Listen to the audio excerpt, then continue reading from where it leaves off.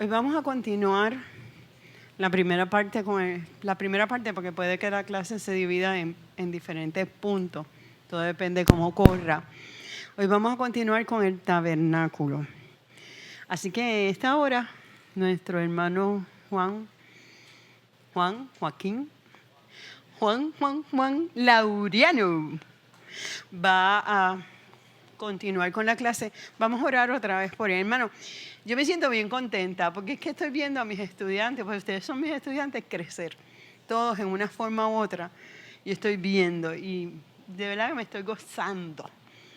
Así que vamos a presentar a Juan y preséntelo como si fuera usted el que tuviera que dar aquí y que estuviera muriéndose de los nervios y que el Espíritu Santo tome control de la vida de él y tome control de nosotros que vamos a recibir el mensaje. Señor, en esta hora aquí estamos, dándote gracias, Padre amado, por la vida de Juan. Dándote gracias porque has hecho una obra grande en él y en su esposa, Padre amado. Porque tú eres el Dios que estás presente en sus vidas, el que les ha abierto puertas porque ellos han dicho sí y amén a ti. Porque no importa los inconvenientes, ellos han dicho presente. Así que esa bendición que tú le has dado, la conviertas en esta hora en sabiduría sobre la vida de Juan, para que nosotros podamos entender a profundidad lo que tú nos quieres hablar. Por eso prepara nuestros corazones para recibir ese mensaje que tú quieres que quede grabado en nuestras vidas para el enriquecimiento de nuestras almas y acercarnos a ti. Hoy, que sea un día diferente, que sea un día de un encuentro más profundo contigo. En tus manos nos depositamos para que tú completes lo que ya comenzaste a hacer. En el nombre de Jesús. Amén. Gracias. Bueno, pues buenas noches a todos y bienvenidos a otra clase más, como dice Nitza. Y le doy gracias a Papá Dios por haberme dado la oportunidad, ¿no? Y a ella, a Papá Dios por haberme dado la oportunidad de seguir aprendiendo, porque de esto se trata, seguir aprendiendo cada vez más y vivirlo. No es solamente leerlo, ir por leerlo, sino es vivirlo. Es lo chévere, lo que a mí me gusta de esto, que uno lo ve y entonces el resultado, lo bueno es que el resultado entonces se ve. Por lo que nos pasa a mi esposa y a mí, se nota que Dios pues nos ayuda, nos viene ayudando y nos ayuda mucho, nos ha cambiado la vida totalmente, y lo vemos en muchas situaciones, en el diario vivir. Pues estábamos la semana pasada hablando del tabernáculo, ¿verdad? Y pusimos la palabra, o sea, el título que era tabernáculo, y le añadí tabernáculo y Jesucristo, porque ya vimos el paralelismo que hay del tabernáculo con Jesús. Y ¿cómo se llama? Y el proceso que es entrar al tabernáculo hasta llegar al propósito final, ¿no? Al destino final, que es el lugar santísimo, que fue lo que se nos quedó la semana pasada, y fue que nos quedamos, que es lo que vamos a hablar hoy. Pero a modo de repaso y rapidito, voy a unas notitas de las mismas que hablamos la semana pasada, pero simplemente para modo de repaso. El tabernáculo, pues, como hablamos, era una tienda de reunión portátil que Dios ordenó a Moisés que construyera. El tabernáculo y su atrio fueron construidos no según el modelo establecido por Moisés, sino por Dios. Hablamos de que este era el atrio completo, medía 150 pies por 75, y el tabernáculo como tal era esta parte, ¿no? Y que más o menos esa parte era como de la pared detrás de Edwin hasta el altar. El lugar santo era como de aquí hasta allí, más o menos, y del ancho de 15 pies, y esta otra parte acá, y del alto de casi donde llega la fascia o el televisor o el proyector, era el lugar santísimo, que es donde vamos a hablar hoy. Estudiamos el tabernáculo para aprender los pasos dispuestos por Jehová para un pueblo pecador, para que un pueblo pecador pudiera acercarse a Dios mismo. Antes pues no había esa presencia de Dios en cada uno de los corazones de nosotros. Ellos pues no, antes en el Antiguo Testamento, pues ellos no tienen ¿cómo se llama? Ese privilegio de tener a Dios en nuestro corazón y que Él esté ahí para hablarlo y sin necesitar de nadie intermediario, sino que podemos orar con Él, ¿verdad? Directamente. Y obviamente con la ayuda de los pastores, que es el camino directo que nos conectan a ellos, ¿no? El tabernáculo se construyó alrededor de 1440 a.C. y fue el sitio donde Dios habló al pueblo durante 400 años. Se utilizó desde la época del Éxodo, del reinado desde el Éxodo hasta el reinado de Salomón, cuando se construyó el templo.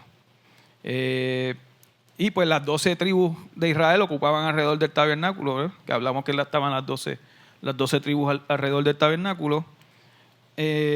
Datos curiosos, bueno, hablamos de los materiales, ¿no? Los materiales fueron ofrendas voluntarias del pueblo de Dios y no fue permitido el oro de extranjeros o de aliados para adornar la morada de Dios. Datos fascinantes, ¿no? Hablamos de los 50 capítulos. Se habla del tabernáculo, se habla en 50 capítulos de la Biblia, o sea, un tema extenso por todos los significados que tiene. Se habló que el atrio, ¿no? Que es la cortina blanca es del grande de la mitad de un campo de fútbol, y se construyó con materiales costosos, oro, plata y bronce, maderas valiosísimas y telas inusuales, y que el costo supera en este momento yo creo que 1,5 millones fácil, por los costos de los materiales. El lugar, la tienda, ¿no? Está dividida en 3 áreas que hablamos, que es el atrio, en el atrio era donde se realizaban los sacrificios y la purificación, que era, vamos a hablar de eso un momentito rápido. Y en la primera cámara interior, llamada lugar santo, encontramos 3 elementos que nos van a enseñar a relacionarnos con Dios. Es el refugio y luego la cámara nupcial, que es lo que vamos a hablar hoy, que es donde en contacto interno con Dios sucede, que es el lugar santísimo. Que ahí es donde nosotros como cristianos entramos por la puerta, que ahí es donde conocemos a Dios y aceptamos a Dios, ¿verdad? Y a Jesús. Y entonces Él nos lleva por ese carrito, ese paseo, ¿no? O ¿sabes? Por la vida como tal, hasta llegar a tener la idea es llegar a tener una comunión con Él y en el lugar santísimo, ¿no? Y pues para eso hay que pasar un proceso que comienza con la puerta, ¿verdad? Que en la puerta hablamos, que era esta parte, ¿no? Que sí, como muy bien dijo Nitza, cada una de esas 4 áreas de la puerta, los evangelios del Nuevo Testamento, que Mateo, Marcos, Lucas y Juan significan eso. Y cuando la puerta se abre, el proceso de restauración comienza. Jesús dijo: yo soy la puerta de las ovejas. Este es el nombre de la puerta del santuario como tal. Abrir la puerta es aceptar a Jesús como nuestro Redentor. Por eso este es el primer paso del proceso para una relación eterna, y es solo el comienzo. Es una relación íntima, no solo decirlo, sino hacer el pacto con Él, ¿ves? Que es lo que buscamos todos, ¿no? Y lo que yo, en mi carácter personal, pues lo hice con todas las dificultades, ¿no? Y todos los tropiezos que siempre vamos a tener, pero es lo que yo creo que es la meta de cada uno de nosotros, hacer ese pacto con Él y hacerlo personal, y eventualmente hacerlo con su esposa, en mi caso, pues obviamente con Sadia, ese pacto de nosotros con Él. Y pues ahí incluimos entonces a Andrea, a mi hija Valeria, a Juan Ernesto, y hacemos todo un pacto y tratamos de seguir pues creciendo juntos.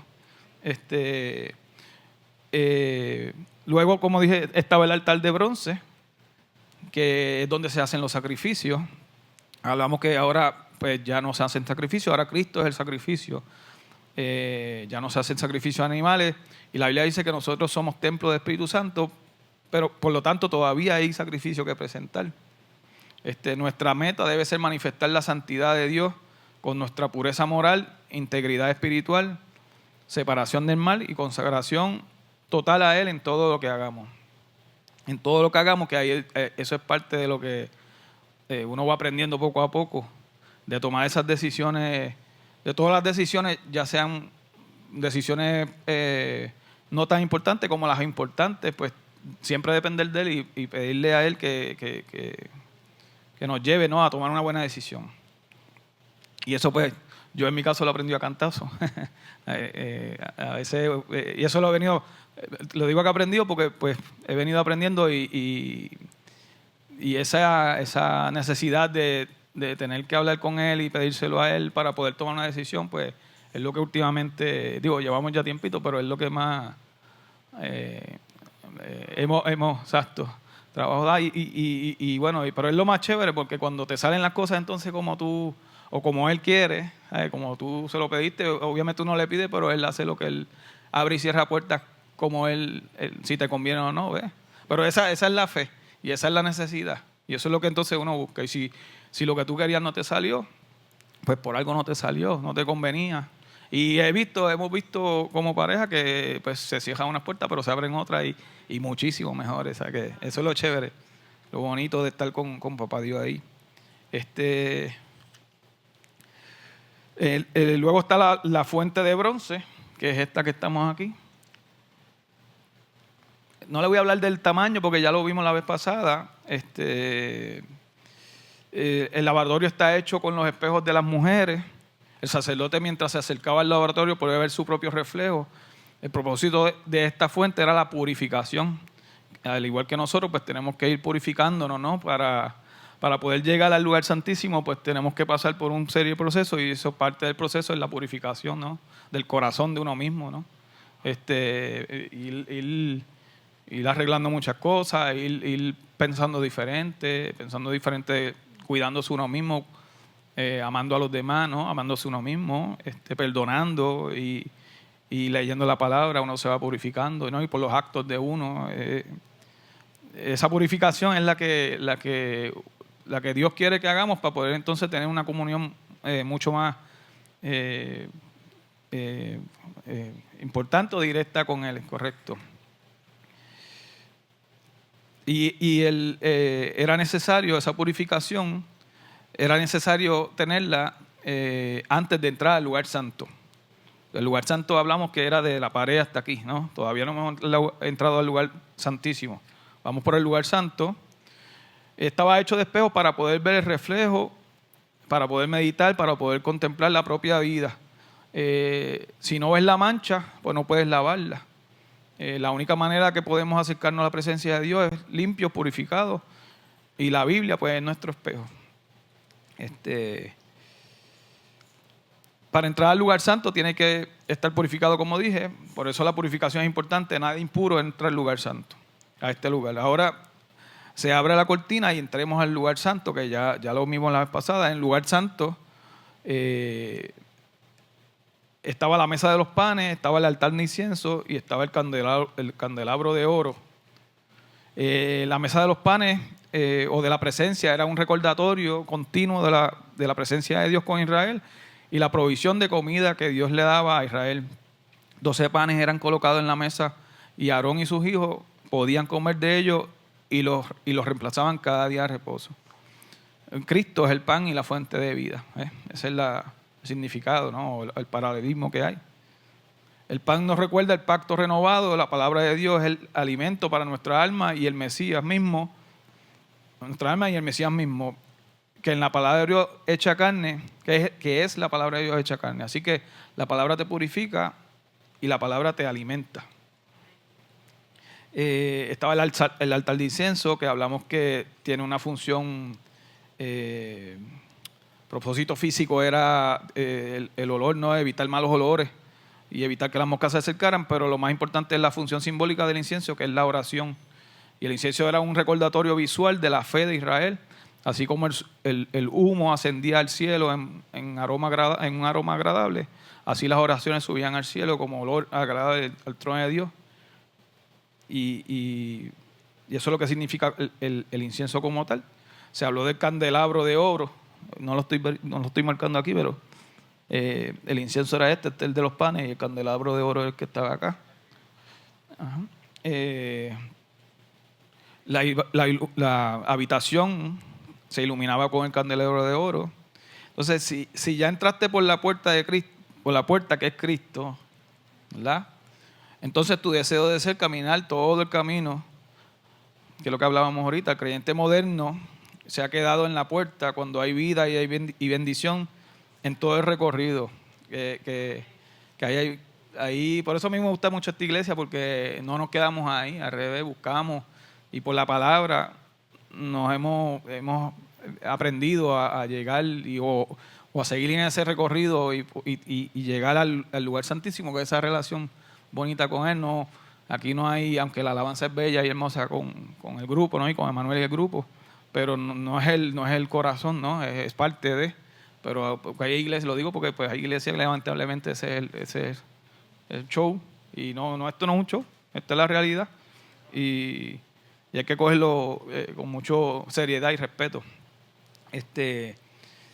El creyente moderno, como dije, se ha quedado en la puerta cuando hay vida y bendición en todo el recorrido.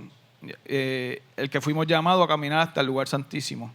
La palabra de Dios, que es Cristo mismo, cuando la practicamos, ilumina todo nuestro ser y convierte en luz obedeciendo la palabra de Dios. Nos convierte en luz obedeciendo la palabra de Dios. Si la palabra de Dios es lámpara, cuando tú obedeces, cuando el fruto es machacado y el aceite exprimido, o sea, cuando pasas esas vicisitudes, ¿no? Cuando tu fe es puesta a prueba y decides obedecer a la verdad, cueste lo que cueste, ahí es que entonces uno empieza a brillar. Y obedecemos porque somos salvos. El sacrificio, al principio del tabernáculo, adentro somos llamados a hacer luz. ¿Ves? Ya cuando pasamos, llega el momento que ya entonces uno pues empieza a brillar, porque ya los sacrificios ya no son tan sacrificios, al revés. Es como va enseñando a uno, ya uno ve la cosa de otro modo. Y pues son pruebas que siempre van a pasar. Uno como cristiano siempre las va a tener hasta que nos muramos o Jesús venga y nos busque, que es lo que queremos, ¿no? Antes de. Es lo que estamos esperando, y esperemos que así toda la iglesia y nos vayamos juntos toditos y nos veamos allá arriba. Mientras, pues la vida sigue pasando y con todas las vicisitudes que podamos tener, pues lo bonito es que la paz que Papá Dios da te ayuda a cualquier problema que tengas, pues poder sobrellevarlo de la mejor manera. Jesús dijo en Juan 3:19, y esta es la condenación, que la luz vino al mundo y los hombres amaron más las tinieblas que la luz, porque sus obras eran malas, porque todo aquel que hace lo malo aborrece la luz, que la luz es su palabra, y no viene a la luz para que sus obras sean arrepentidas, más que el que practica la verdad, y la verdad es su palabra. Viene a la luz para que sea manifiesto que sus obras son hechas en Dios. Bueno, ahora vamos a pisar, ¿no?, el lugar más sagrado, que ya es lo que hablamos, que es el lugar santísimo, que mide 15 pies por 15 pies por 15 pies, un cubo perfecto, que más o menos, como les digo, no es exacto, pero por esta área aquí, es para que se lo imaginen, ¿eh? Y es alto, es 15 pies de alto, ¿sabes? Es una construcción, hecha por él, mandada por Dios, hecha por la gente, por Moisés y su... ahora vamos a pisar el lugar más sagrado del planeta, que es el lugar santísimo. Hay que recorrer el velo, este es el velo, que ese fue el velo que en el templo se rompió cuando Jesús murió por la cruz, ¿ves? Y esa es la razón, ¿no? O esa es la señal, vamos a ponerlo de esa manera, de que ya entonces Él está disponible para nosotros cuando nosotros queramos. Igual que no dependemos del sumo sacerdote, que era el que entraba antes ahí, ¿no? El único que entraba. El que entraba ahí moría, pues era el único que entraba, pero ahora nosotros con ese sacrificio que hizo Jesús y Dios por haber dado a su Hijo, pues ya ese velo se rompe y ya nosotros pues tenemos comunicación, como una relación con Él directa, que es lo que nosotros como cristianos es lo que tenemos que buscar. No es una religión, sino una relación directa con Él. Hay que recorrer el velo que divide la cámara sagrada, pero detengámonos y seamos honestos. ¿Con qué autoridad podemos entrar nosotros al lugar santísimo? ¿Quién puede entrar a este lugar? Solo el sumo sacerdote, como hablamos. En nuestra condición natural, ni tú ni yo tenemos derecho de acercarnos a este lugar. Está prohibido. Si lo hacemos, moriremos, porque Dios es santo. Y en inmundicia y en pecado seremos consumidos. Pero el amoroso Dios ha provisto una forma de acercarnos a Él por medio del derramamiento de sangre de un inocente. Por eso el altar de sacrificio es el primer objeto al pasar por la puerta. El autor de Hebreos así lo explicó. Hebreo Y 10, dice, Hebreo 10, del 19 al 22. Así que, hermanos, teniendo libertad para entrar en el lugar santísimo por la sangre de Jesucristo, por el camino nuevo y vivo que Él nos abrió a través del velo, esto es de su carne, y teniendo un gran sacerdote sobre la casa de Dios, acerquémonos con corazón sincero en plena certidumbre de fe, purificados los corazones de mala conciencia y lavados los cuerpos con agua pura. Exacto. Por eso es tan importante el lavatorio que está en la entrada, ¿no? Si tienes confianza de pasar porque tu vida ha sido lavada por la sangre del Mesías y por su palabra, entonces levanta el pesado velo y cae de rodillas humildemente. Si puedes levantarte, verás la estructura jamás construida por manos humanas.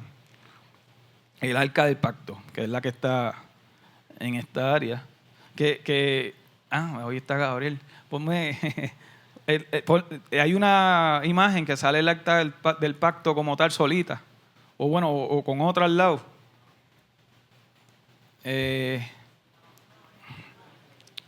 Siga la otra. Vamos llegando. La próxima. Ahí está. Es el altar del pacto y el propiciatorio, que el propiciatorio es la tapa, ¿no?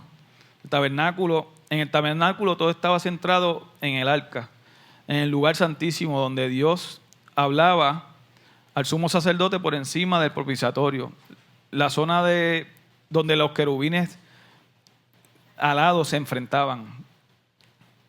Una vez al año el sumo sacerdote rociaba la sangre sobre el propiciatorio para expiar los pecados de todo el pueblo. El propósito y deseo de Dios es hablar en medio de su pueblo y tener comunión con Él. El diseño del tabernáculo junto con los pasos para el sacrificio, lavado y recordación de las promesas de Dios estaba dispuesto para acercar a la humanidad pecadora a un Dios santo y amoroso.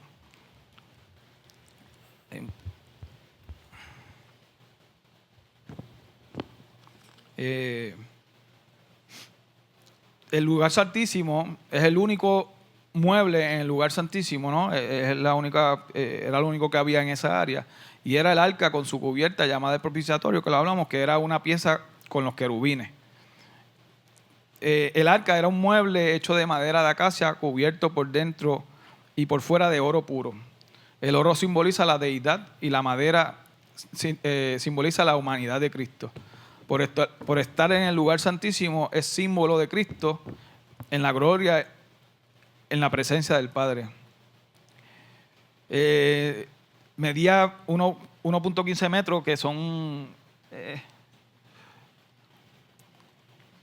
era como 6 pies o 4 o 5 pies, no me acuerdo ahora, por 3 pies. No lo tengo, no hice el cálculo, pero era pequeño, no era muy, muy grande. Lo que pasa es que ahí lo hice en metros o en codo, o centímetros, menos en pies. Pero 1.5 codos de alto por 1.5 codos de ancho, sí.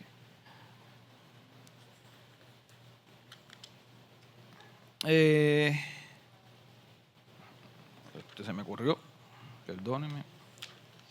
Entonces, tenía una cornisa de oro encima y 2 anillos en los lados para las varas, ¿verdad? Que era para la transportación. Acuérdense que todo esto era una tienda movible, ¿no? Y vamos a hablar un poquito de eso ahorita, que es el humo que salía de él por el día y por la noche era fuego. Y ellos no movían esa arca a donde ellos quisieran, era donde se movía el humo o el fuego, ahí ellos tenían que entonces recoger todo y todo ese montón de gente, pues moverse. Y así tuvieron 40 años, que lo hablamos la vez pasada, moviendo esa carpita. Eso no está fácil. La cubierta del arca era el propiciatorio, que era la tapa. Dentro del arca estaban las 2 tablas de la ley, Esto nos habla de Cristo, el arca verdadera, que Cristo es el arca verdadera, quien guardó y cumplió la ley. Era el trono de Dios y de allí habla con Moisés. El propiciatorio sobre el cual era rociada la sangre formaba un trono. Encima de este estaba la columna de fuego, que es lo que hablamos ahora, y la nube, que se veían de afuera. La nube era símbolo de la presencia de Dios y solo Moisés podía entrar en cualquier momento y sin sacrificio. Moisés es tipo de Cristo como mediador entre Dios y el hombre. Que ahí nosotros oramos a Dios por medio del hombre, por medio del hombre que es Cristo. Aarón podía entrar una vez al año con sangre. Así, Cristo ha entrado en la presencia de Dios como nuestro representante, llevando su propia sangre por el cual nosotros tenemos entrada y el trono de Dios espera por nosotros, que es el trono de gracia.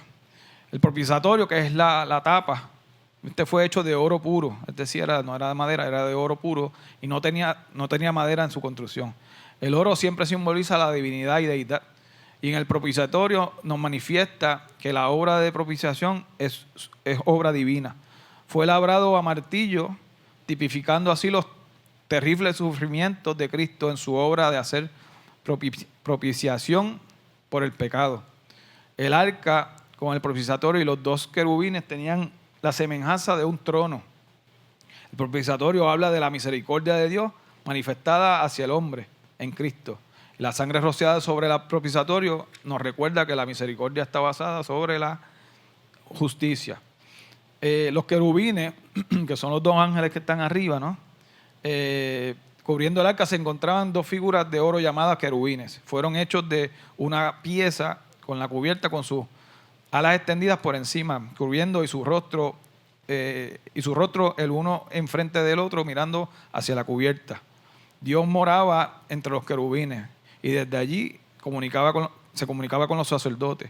Los querubines indicaban la misericordia y la gracia de Dios cubriendo su pueblo. Acá. El arca, como dije, contenía pues las tablas, ¿no? El maná y la vara, exactamente. Déjame volver aquí un momentito, perdóname.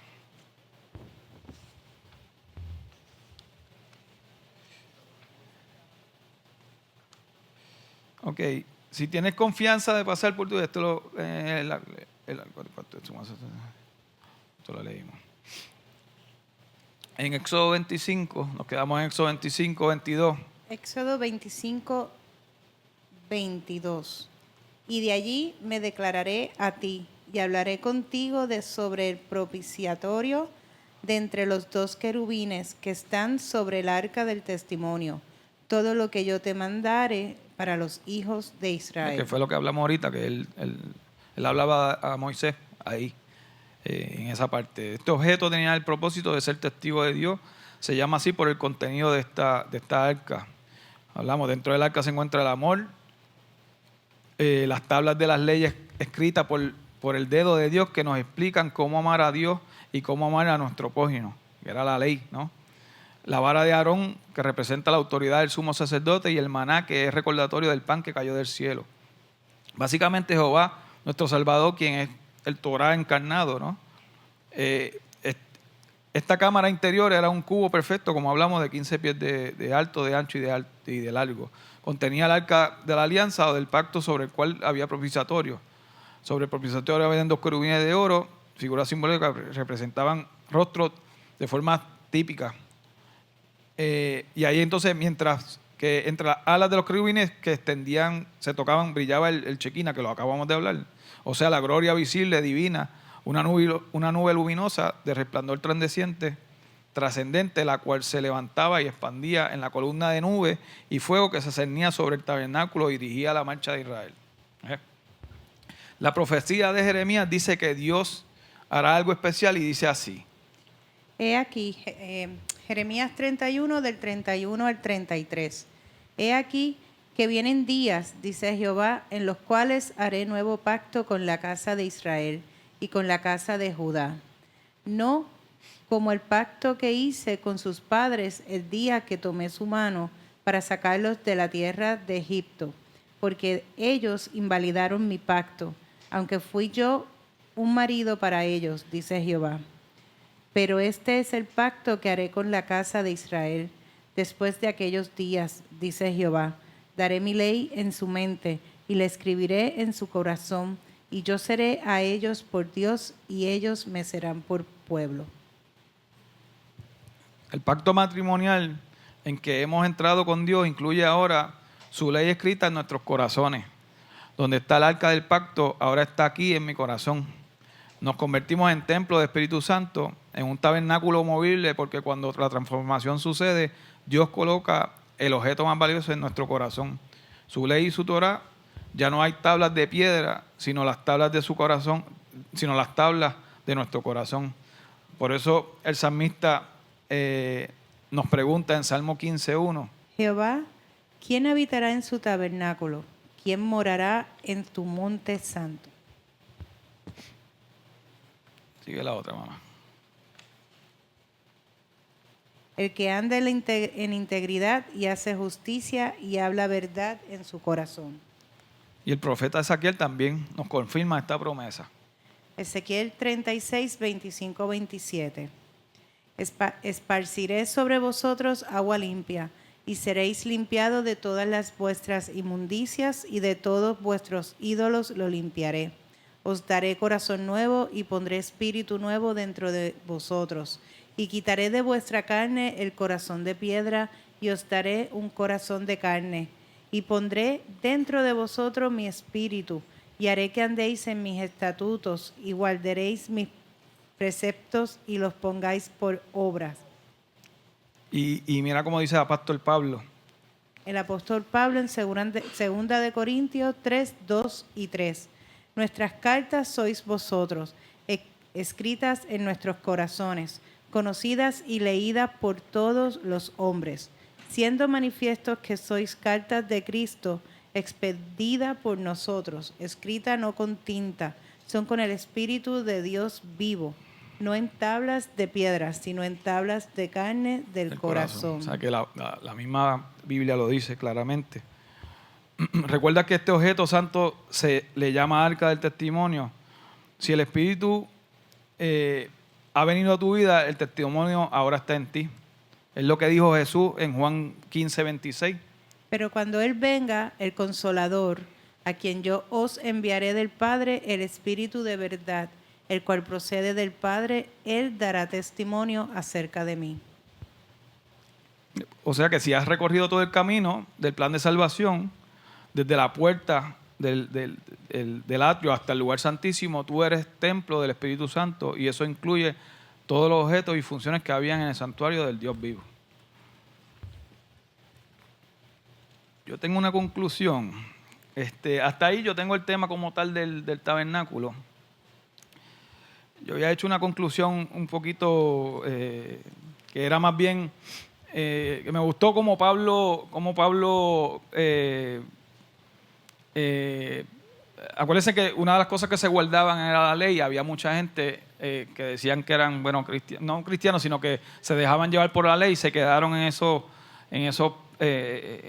primeros capítulos en el Antiguo Testamento, ¿no? Y la ley era lo que ellos seguían y se dejaban llevar por eso solamente.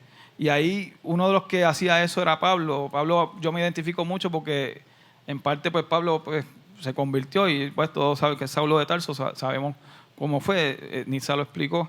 Pero él en Romanos, él explica algo bien que me llamó mucho la atención de cómo ya las tablas no eran, o la ley, perdón, no era lo correcto, sino lo correcto era pues seguir a Jesús. Entonces, él dice, ¿cuál es el propósito de la ley si ya no estamos bajo ella, no? O sea, hace una serie de preguntas. ¿Por qué el pecado parece tan poderoso incluso después de recibir a Cristo? ¿Qué significa realmente miserable de mí? ¿Quién me libera de este cuerpo de muerte? ¿No? Esa era pregunta que se hacía a él. ¿Cuál es la esperanza? ¿Cuál es la esperanza de Pablo? ¿Cuál es la esperanza que Pablo encuentra en medio de esta guerra interior, no? Esto es para entendernos que nosotros mismos, esto es para entendernos a nosotros mismos como creyentes, para reconocer que la lucha espiritual no es un signo de debilidad, sino una señal de vida. Es una evidencia de que el Espíritu de Dios está obrando en nosotros aún en medio del conflicto, que eso es lo que hablamos ahorita, ¿no? En Romanos 7. En Romanos 7:1. ¿Acaso ignoráis, hermanos? Pues hablo con los que conocen la ley. Espérate, mamá. Perdona. O sea, eso es todavía. Yo te digo ahora. Eso es un poquito la próxima palabra, la próxima página. Pero en Romanos 7 dice, ¿qué lugar ocupa la ley de Moisés ahora que estamos en Cristo? ¿Qué lugar ocupa la ley de Moisés ahora que estamos en Cristo? Pues Pablo responde que la ley no es pecado, ni mala ni injusta, pero tiene una limitación enorme. Puede señalar lo que está mal, pero no tiene el poder para cambiar el corazón. Es como un espejo que refleja la suciedad, pero no puede lavarte. Romanos 7 nos enseña el terreno de la Biblia, el lugar donde muchos cristianos viven hoy. Salvados, sí, ¿verdad? Pero aún en conflicto, y lo seguiremos. Y es muy importante que entendamos que este conflicto no es una señal de derrota espiritual, todo lo contrario, es evidencia de que hay una nueva vida en nosotros, que el Espíritu Santo está obrando y que hay una guerra real porque ya no pertenecemos al pecado. Y esa guerra la vamos a tener siempre. Romanos 7 nos permite ver que incluso el apóstol Pablo vivió esa lucha. Eso debería darnos consuelo porque él, el que estaba para esa época de Jesucristo, vivió esa lucha. Imagínense nosotros, y él es apóstol. Esto debería darnos consuelo, esperanza y sobre todo una profunda comprensión de que la vida cristiana es una transformación continua. No se trata de perfección instantánea, sino de una guerra interna en la que la gracia siempre es la última palabra. En el versículo 1 al 3, que ahora va a decirnos, él lo explica con la analogía del matrimonio, que yo la leí, no la había interpretado de esa manera, y él lo explica de una manera que ahí me abrió mucho el entendimiento, ¿no? Comienza con una ilustración que a primera vista puede parecer extraña, el matrimonio, o sea, cómo pega una cosa con la otra. Pero Pablo la usa con sabiduría para transmitir una verdad espiritual profunda sobre nuestra relación con la ley. Es una imagen familiar cotidiana, pero cargada de significado teológico, ¿no? Y ahora sí, pues, vamos a ver cómo lo dice en los versículos del 1 al 3. Por favor. ¿Acaso ignoráis, hermanos? Pues hablo con los que conocen la ley, que la ley se enseñora del hombre, señorea del hombre, entre tanto que éste vive. Porque la mujer casada está sujeta por la ley al marido mientras éste vive. Pero si el marido muere, ella queda libre y de la ley del marido. Así que, si en vida del marido se uniere a otro varón, será llamada adúltera. Pero si su marido muriere, es libre de esa ley, de tal manera que si se uniere a otro marido, no será adúltera. Exacto. Pues Pablo ahí comienza dirigiéndose a una audiencia que conoce la ley. Probablemente eran judíos o creyentes familiarizados con la ley mosaica. Y establece un principio simple, pero esencial. La ley tiene autoridad sobre la persona mientras está viva. Una vez que alguien muere, esa autoridad termina. Para ilustrarlo, recurre a la figura del matrimonio.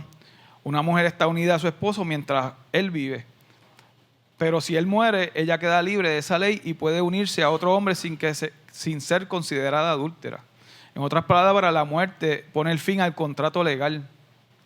Porque Pablo usa esta ilustración porque quiere demostrar algo fundamental en la vida del creyente. La única manera de quedar libres de la ley es por medio de la muerte. Y eso es exactamente lo que ha ocurrido con nosotros al creer en Cristo. Cuando pusimos nuestra fe en Él, fuimos unidos a su muerte, morimos con Él. Él murió para pagar eso, exactamente, que es lo que tenemos que... Exactamente. Entonces, para testificar y demostrarnos, para testificar eso y demostrarlo, pues nosotros pues tenemos el bautismo, que pues yo tengo el honor de pues, empezar a dar las clases, que con mucho amor y mucho gusto, y ahí vamos a darle, domingo que viene vamos a empezar otra, que le exhorto al que si viene alguien nuevo, ¿no?, y le hace falta, pues, eso lo decide el pastor, no yo. Pero sí ya hay candidatos para y es un honor para mí, pues, poder ir paso a paso refrescando esa parte y llevarlos a ese momento tan bonito que es el bautismo. Esa es la demostración, como uno lo testifica, ¿no? Este es el punto crucial. La ley no murió, nosotros morimos. La ley sigue siendo santa y justa y buena, pero nosotros fuimos incluidos en la muerte de Cristo y esa muerte rompió el vínculo legal que nos unía a la ley. La ley tenía dominio sobre nosotros, pero no podía salvarnos. Era un espejo que nos mostraba lo sucio que estábamos, pero no podía limpiarnos. No porque fuera mala, sino porque el problema estaba en nosotros. En nuestra naturaleza caída, incapaz de obedecer plenamente. Entonces, a morir en Cristo, se rompió esa relación legal. Y ahora dice Pablo, pertenecemos a otro, a Cristo resucitado. Hemos cambiado de esposo, como decía así. Ya no estamos casados con la ley, sino unidos a Jesús en la relación basada en la gracia. No es el esfuerzo humano, y este nuevo esposo no solo nos ama incondicionalmente, sino que nos capacita dentro para vivir una vida agradable a Dios, que es lo que estamos haciendo aquí, ¿no? Para eso venimos los martes, para capacitarnos. Nos capacita dentro para vivir una vida agradable a Dios, y no se limita a exigirnos obediencia, sino que nos transforma, nos da una nueva identidad, una nueva mente, un nuevo corazón. Muchos creyentes siguen viviendo como si estuvieran en ese antiguo matrimonio. Se sienten presionados, siempre bajo condenación, frustrados por no llegar a la talla espiritual. Intentan obedecerle por miedo, por culpa o por inseguridad. Pero Pablo dice que esa relación murió. No estás bajo la ley, estás bajo la gracia, y eso cambia todo. Aquí hay unos principios poderosos. El verdadero cambio espiritual no viene por más reglas, sino por una nueva relación. No por esforzarnos más, sino por depender más, que ahí es que está el truco de esto. No el truco, sino ahí es que está la esencia, vamos a ver, esa es la palabra. Muy bien, gracias. Cuando entendemos que estamos unidos a Cristo, no vivimos desde la presión de cumplir, sino de la paz de estar completos en Él. Que eso es lo que hemos vivido. Pablo no dice que ahora podemos hacer lo que queramos, porque hay gente que entonces dice, pues ahora puedo hacer lo que me da la gana. Pues no, al contrario, lo que dice es que la obediencia genuina solo fluye de una relación viva con Cristo, no desde la esclavitud en un sistema externo. Ahora pertenecemos a Cristo, que resucitó de los muertos. Es una nueva relación, un nuevo pacto, que era lo que yo preguntaba al principio, ¿no? Por eso es la pregunta que dejé en la mesa, ¿cuál es tu pacto con Dios? Un nuevo pacto, una nueva vida, ¿y para qué? Para algo más allá de simplemente evitar el castigo, para llevar frutos para Dios. La gracia es como el hecho de recibir de parte de Dios un favor y beneficios que no nos merecemos. El Nuevo Testamento insiste en el tema de la gracia demostrada por Dios al darnos a Jesús, su Hijo, el cual entregó voluntariamente dio su vida por nosotros, unos pecadores que no lo merecíamos. Los creyentes reciben hoy esta gracia por medio de la presencia y dirección del Espíritu Santo, quien nos transmite la misericordia y el perdón y la aceptación de Dios, y nos da el deseo y el poder de hacer su voluntad. Todo el proceso y el progreso de la vida cristiana, desde el principio hasta el final, depende de esa gracia. Hagamos un pacto con Dios. Ahí termina mi intervención, como yo digo, de explicar el tabernáculo. Y ahora... Pero ahora tenemos la sección corta, porque me toca la segunda parte. Hasta aquí alguien tiene preguntas que le quieran hacer a Juan. Que si él no está preparado, él va a hacer lo mismo que yo. Ay, no lo sé, lo averiguo para la semana que viene. O le pregunto a usted, o el pastor. Margaret. Ay, perdón, déjame darle el micrófono. Ahí va. Juan, la semana pasada mencionaste las 12 tribus que rodean el tabernáculo. Ajá. Falta Leví. ¿Qué pasó con Leví? Estaba ahí. Sí, está Leví, pero están los descendientes de Leví. Exactamente. De ahí donde viene Aarón. Cuando dividieron los territorios, a Leví no se le dieron territorio. Uh-huh. Eso fue. Muy bien. porque ellos son levitas, son descendientes de levitas. Y los levitas son, espérate, déjame aquí que tengo información aquí. No, muy bien, muy bien. Los levitas son descendientes de Leví. Ajá. Tenían un papel específico, servir a Dios en el tabernáculo y posteriormente en el templo de Jerusalén. No poseían tierras ni heredad, sino que vivían de los diezmos del pueblo y tenían la responsabilidad del servicio religioso, incluyendo el cuidado del templo, la música, las ofrendas, el apoyo de los sacerdotes, quienes proveían de la familia de Aarón, que era otro levita. Exacto. Okay. Y las funciones, perdona, que alargue esto. No, muy bien, muy bien. Funciones y Buena responsabilidades. idea. Servicio en el tabernáculo y el templo, mantenimiento del templo, música y alabanza, apoyo a los sacerdotes, administración de las ofrendas. También ellos se dedicaban al sostenimiento y organización. Los levitas vivían de los diezmos del pueblo, lo que ya dije ya. De Israel entregaban a Dios, no poseían tierras propias. Ellos se encargaban de la división de familias. La tribu se dividía en 3 grandes familias, el de Gersón, Coat y Merari.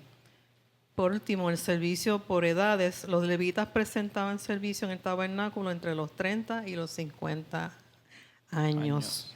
Quería abonar algo más. Sí, muy bien. Hay claro que sí. tenerle un valor aquí a las personas que cantan Sí, en la adoración, porque ellos son como levitas. exactamente. Exhortarle a los hermanos que, por favor, lo consideren como levitas. Muy bien. Que son los que adoran y le cantan y alaban a Dios. Amén, amén. Muy bonita tu palabra. Gracias. Gloria a Dios. Gloria a Dios. Ya terminó. Amén. Yo voy a hacer, eso yo lo iba a traer, pero está bien, porque tu polígrafo Así. o lápiz, no sé. Esto es lápiz. Así que me quedo para Porque él se encargó del tabernáculo y entonces pues yo le dije que me dejara, no le dije, nos llegamos a un acuerdo y yo me encargué Este lo hice. del sacerdote, por eso es que él no tocó el sacerdote. Y la tribu de Leví, ya que ya se adelantó, entra dentro. No, yo te voy a dar una hoja a cada uno de ellos. Yo tengo una hoja para eso, que me la pusieron antes porque lo voy a tocar touching, pero tengo las hojas. Lo que pasa es que quiero tocar algo antes de entrar a eso. Porque lo iba a discutir con el sacerdocio. Pero no hay problema.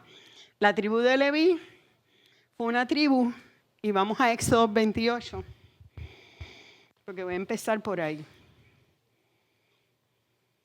Porque hay un punto que yo quiero que quede bien claro. Y trajiste un buen punto. Los adoradores son los levitas. Son los levitas. No lo iba a clarificar, pero qué bueno que tú lo clarificaste. ¿Quién me ayuda a repartir? Ay, gracias. Yo sé que tú quieres levantarte. Tú siempre estás sentado. Repártele uno a cada uno. Él quiere hacer ejercicio, me dijo. Vamos a Éxodo 28:1. Y pues, ahora sí necesitamos micrófono. Yo tengo uno acá. ¿Quién me lo lee? Éxodo 28:1. No lo vamos a... está bien. Eso no me lo toquen. Éxodo 28:1. Uy, yo le doy este. Juan, excelente, gracias. Te salió lo de predicador para afuera. Dale. Éxodo 28:1. Harás llegar delante de ti a Aarón tu hermano y a sus hijos consigo, de entre los hijos de Israel, para que sean mis sacerdotes. A Aarón y a Nadab, Abiú, Eleazar e Itamar, hijos de Aarón. ¿Qué fue lo que nos estabas trayendo? ¿Ya? Lo que me estaba trayendo Margaret, que esos son los hijos de Aarón.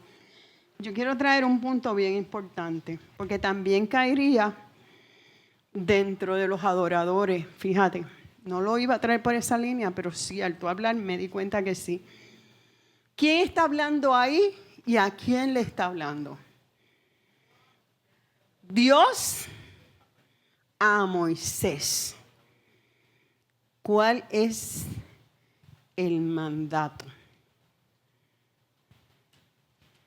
Ahí hay una orden.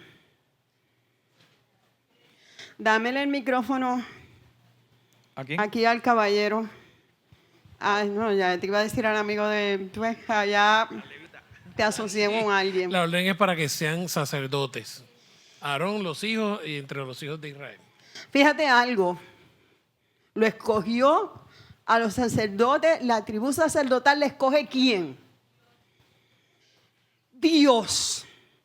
Sacerdotes equitativos a pastor. Y no se escogió porque él era el hermano mayor de Moisés. Aarón era mayor por 3 años. Yo creía que era por un montón. Yo ya aprendí que eran 3 años nada más. No sé cómo a él no lo mandaron a matar. Porque hasta eso pensé. Cómo Dios también cuidó a Aarón. Porque Aarón era bebé cuando estaban matando los varones. Y él no era que era de 10 años. Él tenía 3 años más que Moisés, nada más. Fue un question mark mío. Para que ustedes vean como cuando Dios tiene un propósito en la vida de cada uno de nosotros, no te la despinta nadie. Dios tiene un cuidado especial. Dios tiene un cuidado y un trato. Es como ahorita traía Juan, hay unas puertas que se cierran, hay unas puertas que se abren. Y lo que vemos es que Dios nos está cuidando de unas cosas. Pero yo quiero que quede claro algo. Nuestros llamados y ministerios, nuestros talentos y nuestros dones tienen que venir de la presencia de Dios. Y escogidos por Dios. El llamado viene de parte de Dios. Al que Dios llama, capacita. Y él llamó a Aarón a ese ministerio. Con todo lo que Aarón le había fallado. Porque Aarón hizo el becerrito. Aarón habló de Moisés. Y le dio una leprita por ahí. O sea, hay unas cositas que Aarón hizo mal. Pero había un llamado de parte de Dios para la vida de Aarón. No te metas o no nos metamos. Mira, hice así hacia mí primero, no les hice así. En llamados donde Dios no nos ha llamado. Los adoradores es un llamado de parte de Dios. Porque los levitas eran la descendencia no directa de Aarón.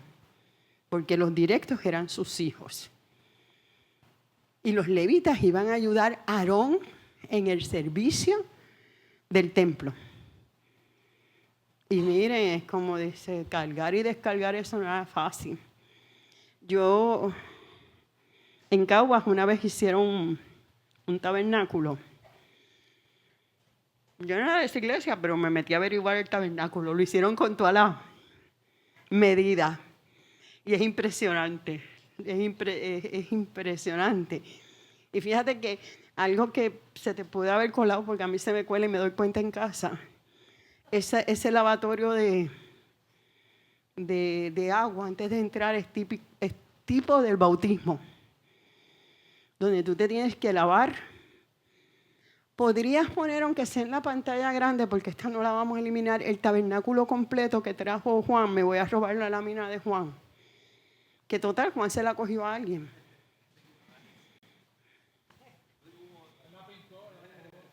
No, esa no. Esa fue tomada de algún libro. Porque yo quiero que ustedes la visualicen. Esa. Me gusta más la otra, la primera, esa. Porque nosotros cantamos mucho ese cántico. Y yo a veces les digo a ustedes que analicen lo que están cantando. No estoy diciendo no lo canten. Porque ahora lo van a cantar ahora no, cuando lo canten. Lo van a cantar con sentido. Entraré por sus atrios con alabanza. Pasaré la muchedumbre. Eso se llena de gente. Y la muchedumbre fue lo que pasó la mujer del flujo de sangre. La muchedumbre era el ciego.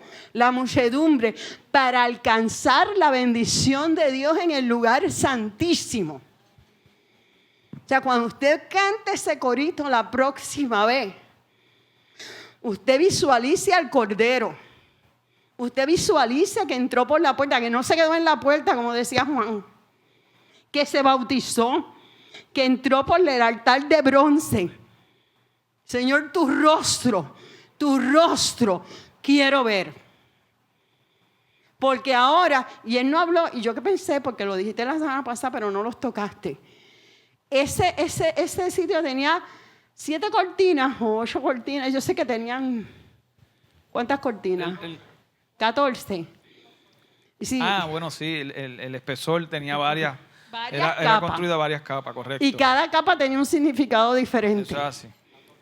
Que tenía un significado diferente. Hasta había una de piel de cordero. O sea, y eso se rasgó. Digo, el velo se rasga para que tú y yo podamos entrar al lugar santísimo. Fíjate algo, que tanto el sacerdote, que voy a entrar ahora, Dios escoge sacerdote, porque en este momento ellos no podían entrar a hablar con Dios directamente, porque Cristo no había venido. Aunque todo lo que hay ahí tipificaba a Cristo, incluyéndole el Cordero, no se podía entrar al lugar santísimo. No se podía entrar al lugar santísimo. Cuando Cristo muere, por eso es que yo quiero que lo tengan bien claro cuando entremos, ese velo que separaba el lugar santo del lugar santísimo en el momento de la muerte, se rasga de arriba a abajo, indicándote que el cielo rompió la separación. Por lo tanto, tú ahora puedes entrar al lugar santísimo y no tienes que usar un sacerdote. Y estoy hablando de sacerdote hipotéticamente, porque hay gente que no puede orar si no ora otro por él. Y eso no es de Dios. Eso no es de Dios. Ahora, el sacerdote, no me va a dar tiempo a discutirlo todo. Y no lo pienso, si lo estoy tocando por encima. Yo quisiera que ustedes en su casa hicieran un paralelismo de esto con la armadura de Cristo también. Porque mientras yo veía las vestiduras sacerdotales, también veía la armadura de Cristo. La armadura que el Señor nos dio. Fíjate que lo cubre completo. Es que yo quiero empezar por abajo. Tienes este ropa interior que está hecho de lino fino. Y era para encubrir la culpa. Era para cubrir el pecado. La túnica de la pieza interior representa el evangelio. Y esa túnica era completa, hablándote de que el evangelio no se divide. El evangelio no tiene división. Y miren, eso es un ataque bien fuerte que tenemos en la iglesia hoy día. En la iglesia, cuerpo de Cristo, las divisiones. Tienes el manto de efod, que es color azul. Míralo aquí. Tienes el manto de efod, que es color azul. Cada color, como yo sé que la mayoría lo va a ir a estudiar a su casa, cada color tiene un significado. El carmesí, una vida redimida. El blanco es santidad. Habían campanillas de oro. Las campanillas de oro significan y hablan de la adoración y la glorificación a Dios. Y mira, algo que me llamó la atención es que tiene granada. Y yo decía, ¿pero por qué granada? ¿Y sabes qué es? Que no hay una vida en Cristo que sea santa, que no lleve fruto. Si tú dices que vives en santidad a Jehová, como se supone que dice el turbante, y tú estás viviendo una vida en santidad a Jehová, tienes que dar fruto. Tienes que dar fruto. Y fíjate que en la armadura hay casco de la salvación. Santidad a Jehová es lo mismo que el casco de la salvación. Tú eres santo en el momento que aceptas la salvación. Ahora, aunque toque poco, me gustan las hombreras. Usted dirá, las hombreras, antes las mujeres usábamos unas hombreras que a mí me molestaban y yo se las arrancaba los trajes. Pero se usó un momento esa moda. 6 aquí, piedra, y 6, me acordé ahora que yo puedo escribir, que me lo hizo Emanuel. Y 6 aquí. 6 tribus de Israel, 6 tribus de Israel. Para un total de 12 tribus. Ahí está tu nombre escrito. Porque Él lleva tu carga. Él te lleva escrito en esas hombreras. Porque ya no estamos en el antiguo. Ahora estamos en el nuevo. Ahora, las 12 piedras del medio también son tipo de las tribus del Señor, de las tribus de Judía. Ahí, ahora está tu nombre, porque Dios te lleva en el pecho y Él llevó tu culpa en el pecho y Él pagó el precio en el pecho. A mí no me interesa que aquí dice Rubén o qué sé yo qué, ahí dice Nitza. Es más, aquí, para estar al lado del corazón de Dios. Tú ponte a donde tú quieras, pero Él te lleva en el pecho. Él te lleva en el pecho. Y lo puedes hacer un paralelismo con la coraza de justicia, porque Él pagó tu justicia. Nosotros no éramos justos. Y este sacerdote tenía que pasar todo el proceso para poder llevar el pecado del pueblo, que fue lo que hizo Jesucristo. Llevó todo el proceso. Tienes el Urim y el Turim, que era lo que nos habla. Me chocó porque lo trajo Juan, fíjate, lo explicó mejor. Yo lo entendí mejor cuando Juan lo explicó. Él no habló del Urim o el Turim, pero sí habló de la luz que había en el lugar santísimo. Y que esa luz resplandecía. Porque yo me estaba preguntando cómo el Urim y el Turim tenían luz. Y los juicios del Señor eran a través de cómo Él presentaba esos juicios. Y era que la luz quedaba pegada al Urim y al Turim. Y Dios podía hablarle a Moisés o a Aarón a través del Urim y el Turim. Y hablarle de lo que venía hacia la tierra.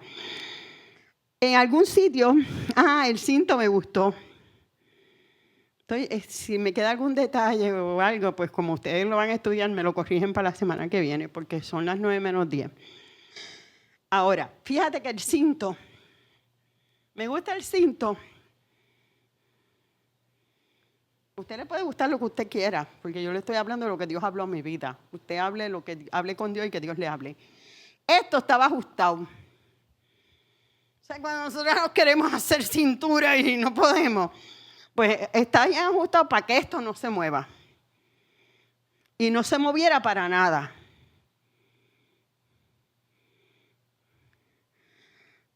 El Señor no nos habla del cinturón donde ajustemos nuestras vidas en la armadura de Cristo. La cintura de la verdad. Ese cinturón tipifica la armadura. Y entonces no era finito, No, lo que estoy pensando es que tú tienes una correa ancha. Préstamela, que no le voy a dar latigazos a nadie.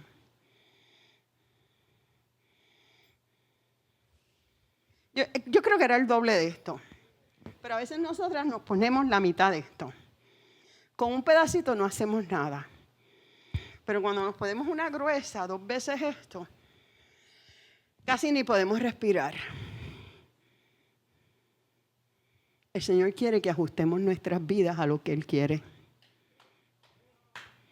que nos ajustemos a la palabra, que pongamos el cinto y nos amarremos de la verdad del Evangelio, de lo que Él quiere y nos disciplinemos. No es que voy a coger la correa y entrarle a latigazo a todo el mundo, pero cuando tú coges la palabra te disciplina. La palabra te ajusta. Aquí hay 2 o 3 pensando en que le dieron 2 o 3 correazos a los hijos. Yo lo hice también. Y la varita de guayaba era muy buena, pero esta vez estamos hablando del cinturón. Hermano, el domingo el pastor habló otra vez de discernimiento. Tenemos que ajustarnos en la verdad de la palabra. Y quiero decirles algo, porque se me puede olvidar, que estaba desde el domingo, dije, cuando lo coge el micrófono el martes, lo digo y se me olvidó. El pastor habló de la gracia. Y allá yo lo dije. Y a veces me dicen que lo que yo digo se oye en todos lados. No sé por qué, porque mi voz es bajita. La gracia es peor que la ley. Jugamos con la gracia. Él lo trajo de otra forma, pero lo trajo. Habló de que a veces en la gracia como que nos queremos más libres. La gracia nos trae más juicio que la ley. ¿Cómo va a ser? En la gracia está la sangre de Jesucristo envuelta. Está la muerte del Creador. Que Dios en su misericordia nos está extendiendo para que todos seamos salvos. No quiere decir Ananías y Zafira murieron después en la gracia por estar usando el lugar santo, el lugar santísimo, mintiendo.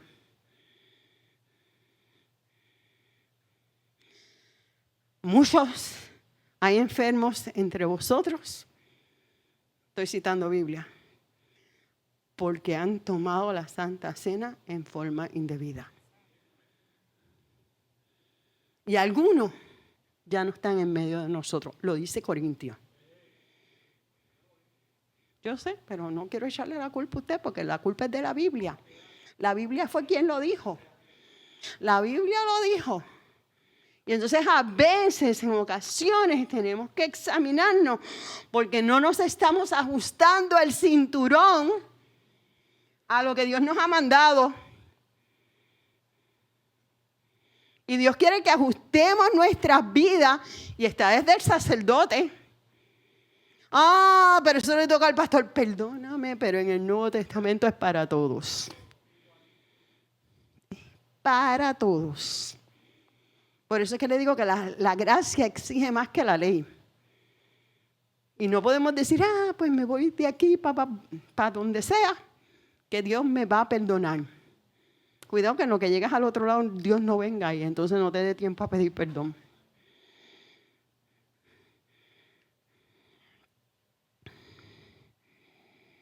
Vamos a la mitra, ya yo lo dije, tipifica la armadura. Y aún la ropa interior indicaba, era tipo de que no podía haber suciedad. Y el manto era de una sola costura.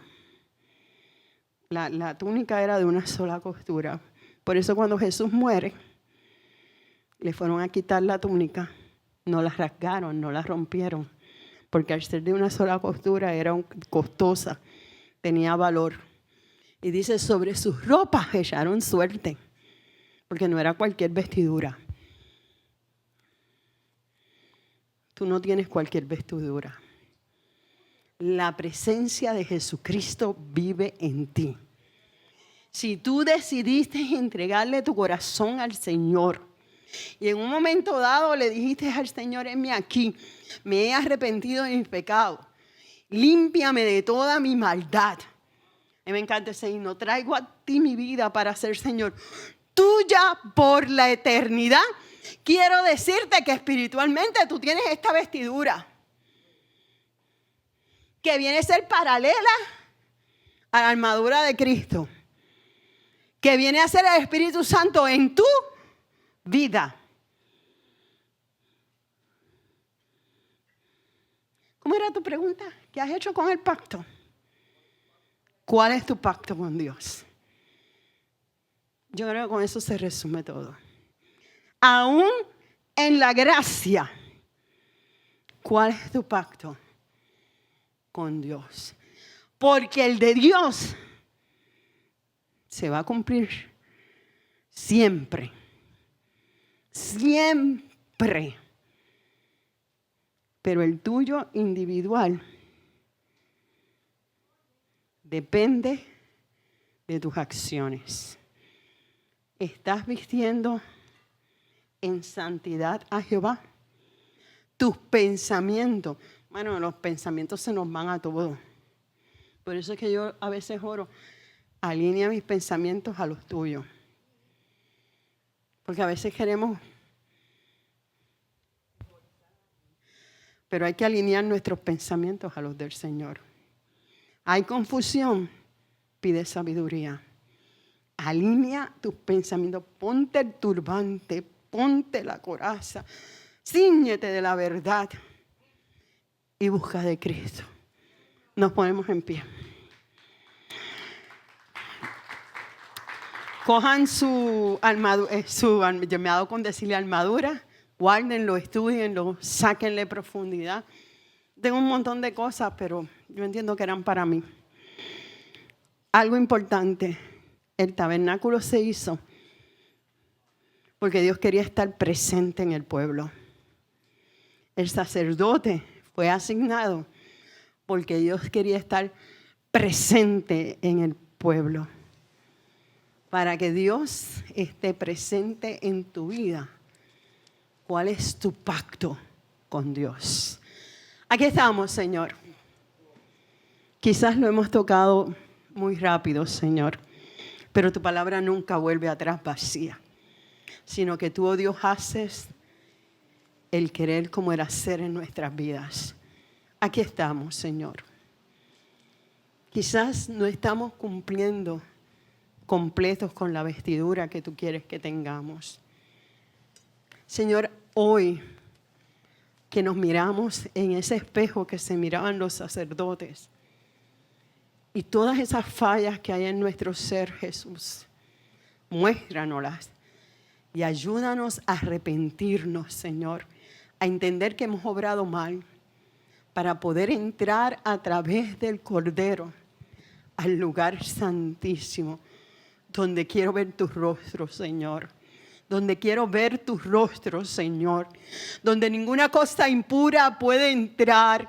Donde tú, oh Dios, quieres hablar como hablabas con Moisés a nosotros cara a cara. Pero para nosotros hablar cara a cara contigo y entender tus mandamientos, tenemos que limpiarnos más y más de nuestra maldad. Endereza nuestras vidas, Señor. Espíritu de Dios, endereza nuestras vidas para que podamos tocar tu gloria, para que podamos verte en cada cosa de nuestras vidas. Dirige nuestros pasos y que tu sangre sea efectiva en perdonar hoy nuestros pecados. Atráenos, Señor, a tu presencia, porque sin ti hemos de morir en el camino, Señor. Obra en nuestras vidas. Espíritu de Dios, sacúdenos y que solamente deseemos buscar tu rostro y tu presencia y que seas tú quien nos guíes hacia toda justicia y hacia toda verdad. Hemos orado en el nombre que es sobre todo nombre, en el nombre de Jesús. Amén. Amén. Dios les bendiga. Amén. Denle un aplauso al Señor, claro que sí. Muy bueno, Juan, muy bueno, excelente. Lo único que lamento es que no tengamos más tiempo porque va bien rápido para que fueran grabando, pero la clase está grabada, ustedes pueden volver a entrar y repase este material. Ciertamente, esta es la armadura de Dios bajo el nuevo pacto. Este era el antiguo pacto, usted tiene el nuevo pacto, Efesios 6. Así que aplique esa armadura, siéntase seguro de quién es usted en Cristo y Cristo en usted y no se deje meter los mochos, las mentiras. El enemigo va a sembrar mentira a su mente. Trae nuevas visiones, viejas visiones a su mente para dominar su emoción. No permita que sus emociones lo dobleguen. Al contrario, sea fuerte, sea firme, porque usted le ha creído a Dios. Si usted no mantiene esa firmeza, el enemigo lo va a engañar, lo va a doblegar y lo va a tirar a una esquina. Y se va a echar a reír después. Así que todo lo contrario, usted esté firme, declare la palabra, límpiese con la sangre de Cristo todos los días, pida perdón por los pecados, aun los que se me han olvidado también pido perdón, y esté delante de Dios con la vestidura firme de pureza e integridad, y dígale al diablo, tienes que retroceder, no le crea ninguna otra mentira. Señor, te damos gracias por esta palabra. Hoy declaramos que la armadura de tus hijos está instalada correctamente, manteniendo el cincho de la verdad bien ajustado para que todas las partes de la armadura no se puedan resbalar y no haya ninguna hendidura que pueda ocurrir para que ellos entren en el pecado de no entender o tener dudas. De tal manera, Señor, que estén seguros en lo que son, serán y sellados están hasta la eternidad. Porque la sangre de Cristo todavía está viva. Y como está viva Cristo en nosotros, así está la sangre del Cordero inmolado. Que Dios les bendiga, que tengan un feliz descanso.